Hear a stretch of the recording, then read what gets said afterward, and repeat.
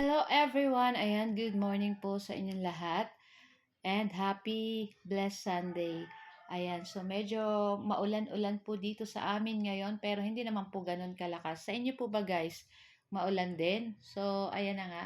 So, for today's video ay meron po pala ako dito nga pork asado. Ayan. So, ito po ay kagabi may tugtugan kami tapos binigyan kami ng pampulutan. So, hindi naman kami masyado nagparainom. Charot. So, madami po yung nabigay nila na pangpulutan. So, syempre, pig safety ko na yung sayang naman kung may iwan lang doon, o di ba? Tapos gustong-gusto ng Trisans ko yung mga ganitong luto, yung manamis-namis. Syempre, kailangan may lagi tayo may plastic para ready lang, o di ba? So, ayan na nga. So, meron tayo dito nga pork asado and syempre meron din po tayong gulay na ginisang sprouted beans na syempre nilahukan po natin yan ng tokwa at ng konting pork. At syempre, kapartner po niyan sa ating gulay yung ating piniritong crispy galunggong. So kahit ulo, kahit buntot makakain mo sa sobrang lutong. Tapos masarap isawsaw sa toyo with calamansi. Nako, kahit yun lang ang ulam, okay na sa akin yan. Tapos may kape na mainit, pansabaw sa kanin. Ay nako, super yummy na po yan. So ayan na nga, at itong ating pork asado ay mainit na mainit na.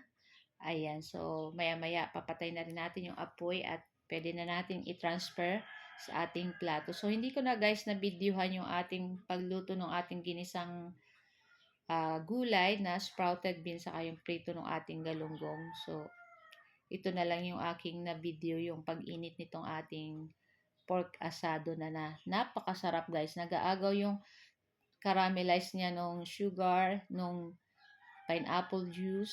So, super yummy. Kaya gustong gusto nung Trisans ko. Kaya ang aking kaldero ay nako, ubos ang kanin. Taob.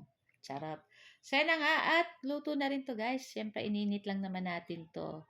Kita nyo, umuusok-usok pa.